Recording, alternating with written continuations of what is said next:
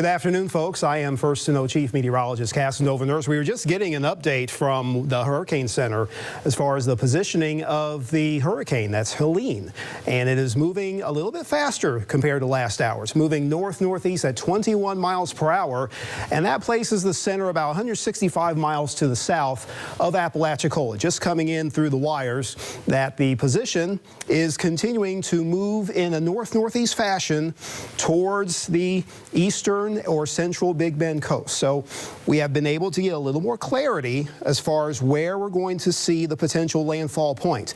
The strengthening mode has been pretty level at a Category 3 at last check, but it's forecast to maybe stay or maybe increase just a little smidge in terms of its overall intensification before it reaches our area. So as of this point, there's still going to be some concerns, big concerns for coastal areas in particular going into the next 3 hours or so. So right now we'll take a little sampling of what's happening along the Forgotten Coast. In Carabel, the winds are gusting at 23 miles per hour from the east-southeast. It's going to be a common direction for another few hours as far as the circulation goes. So expecting more of that east wind pattern as well as across inland areas. Not so windy right now downtown Tallahassee. 9-mile-per-hour gusts recently from the Challenger Learning Center. This will be something that also carries into inland areas like in Hayhira later tonight, where we can certainly have what is left of that hurricane moving across the state line towards the I-75 region, and that will bring associated wind and rain hazards even well inland. And in the Swanee River region, on the east side of Swanee County along Interstate 10, winds are gusting at 17 miles per hour. So here's the latest positioning. It's about parallel with Bradenton, Sarasota, but offshore by quite a bit, moving north-northeast at 21 miles per hour.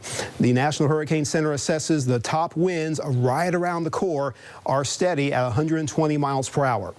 As I've said earlier in the afternoon, it's not so much the cone, it's just monitoring where the storm is in relation to where we are and how its overall future movement will determine what effects we get in our various neighborhoods. Now, the main thing that we've gotten so far has been bands of rain that have been mostly affecting our western communities and neighborhoods, especially around the Apalachicola River. That's where there's been a little more enhancement of these quick-moving, quick-forming spin-up tornadoes. Not so much across our own local areas, but we'll see another wave of rain. They've been coming and going. We've had a little dry gap as of late, but now that we'll start to get in on increasing moisture with another one of those bands beginning to roll along the Sun Coast and Nature Coast, this will likely lash out at us in another couple of hours in the eastern Big Bend. This is the core, the eye of the hurricane. And this will continue to move to the north-northeast. We're looking for little adjustments, little wobbles, little wiggles in the overall path, because of course hurricanes are not going to move along a straight line. They're going to deviate by a few miles, and every few miles of deviation makes a critical difference in terms of where this will go. I have on the latitude longitude lines here. This vertical line shows 84 degrees west latitude, longitude rather, and this circulation is moving in the general direction of that line, which is just about connecting with the mouth of the Osceola River. It's moving a little faster. So if it were continue to move on that course, it would likely touch that line while it's over Appalachia Bay, and then moving beyond that would take it near the Osceola River or into the western side of Taylor County. But that's the eye, and the eye stretches, I'd estimate, maybe about 15, 20 miles wide. So given that, a little more of a top-down view can give you a little more perspective of how it's been moving, starting off there in the 2-hour loop, now ending up there. So we do have that steady course to the north-northeast. So that's why there's a little more expectation for this hurricane and the eye to maybe go east of the capital region. Could be just barely. The margin is razor thin, but it makes a big difference in terms of the outcome that we can have, not just for the capital city, but other neighborhoods and other communities that we care about. And that's going to have huge implications for our eastern areas, because the eastern side of this is going to be the stronger side in terms of the magnitude of winds, the extent of the strongest winds. They're definitely going to be more fierce on the east side compared to the west. But even on the west side, we'll have some of that wrapping around to where anywhere, I'd say within within 10-15 miles of the west side of the eye wall is also going to have some pretty hefty winds. So that's going to be something that we have to monitor, especially when it comes to the landfall point. Anywhere, I'd say within 25 miles on either side will be susceptible to at least hurricane force gusts. And if you're closer to the eye itself, you can have a period of time at landfall where hurricane force winds are possible. So I'd say that's more likely. The peak is 120 miles per hour. That's the maximum sustained wind that happens within about 5 miles of the eye. So that would be a very confined spot. Not everybody would get 120 mile per hour winds. I want to keep stressing that, because you hear 120, you hear hurricane, you might think, oh my goodness, we could get that. That's going to be very, very precise as far as where we get that peak wind. But when it comes to the expansive nature of tropical storm winds, that's going to be something that stretches across the whole region. Near the eye, and as it moves inland, it starts to become a little more deformed, the system, and that wind field expands even more. That's going to push some gustier winds far inland, and maybe even some hurricane force gusts, not necessarily sustained, but gusts of that nature could move through the I-75 region of South Georgia. So we're talking around Highway 319 to the east towards the Alapaha River. Even inland areas will be prone to strong wind effects that can certainly topple trees. You can lose power. I would anticipate that happening in a broad stretch of our area over the evening and nighttime period. Now, with tornadoes, as we mentioned, they've been more occurring across our western areas. With this next little band that'll be rotating in from the southeast in the next hour or two, there is a possibility for maybe a few quick spin-ups that can roll in from the southeast moving northwest. So we do have a tornado watch that's in effect until 10 o'clock because of that threat. Usually when we get the core of the storm close by, there's not so much of a tornado threat.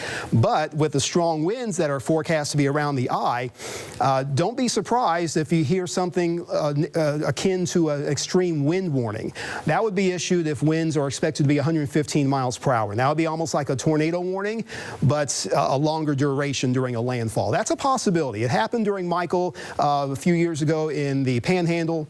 Not necessarily a given that will happen here, but given that the peak winds are 120, there is a possibility that we can certainly have such an advisory or a warning being issued if it's deemed necessary for the landfall point.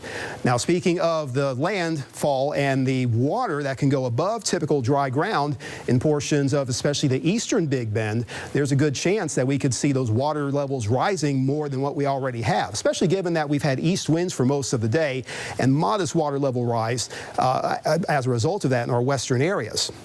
But when the circulation starts to come in and those winds, as strong as they are expected to be, start buffeting up against the coastline, pretty much perpendicular to the eastern shores of the Big Bend from roughly the St. Mark's area over towards Steinhatchee, that's where we're going to have that water level rising, that storm surge. These numbers, these forecast numbers are a bit lower compared to previous forecasts because of a slight decrease in intensity. However, 12 to 15 feet above typical dry ground is a serious level of increase. These are mostly marshy areas here in the western side of Taylor County and near the mouth of the Osceola River, but those communities along 361, Keaton, Deacle Beach, Fish Creek, over towards Dallas Landing, as well as Steinhatchee, those are going to be some areas that are prone to that kind of water level rise, and that is a dangerous situation to find yourself in. So hopefully no one is going to be in that kind of situation when we get to that point of the approach of Helene, which again is looking like a classic strong hurricane. You get that buzzsaw effect with these feeder bands wrapping around and rotating in. You see at least a fairly distinct eye, which has been a sign of a healthy circulation overall. There are some upper level winds that are pretty fast along the coast where we are. So as it approaches that stronger wind field, we can see maybe a little bit of an effect that would keep it from really growing into an even bigger or stronger storm. Not a guarantee that it's going to really have that diminishing effect, and it's not really going to cause it to deteriorate or weaken, but it is a factor that we're keeping in mind in terms of how much stronger it can be and perhaps even where it can go. If it can be nudged nudged a little bit more to the east, that is a possibility we'll be monitoring. So the extensive wind field, that is going to carry across all of our counties. So tropical storm winds are a high probability just about everywhere within our region. But again, the hurricane force winds are much more compact, and the highest winds are very much defined right near the center. So where that center goes makes a huge difference in terms of what kind of wind effects that you can feel.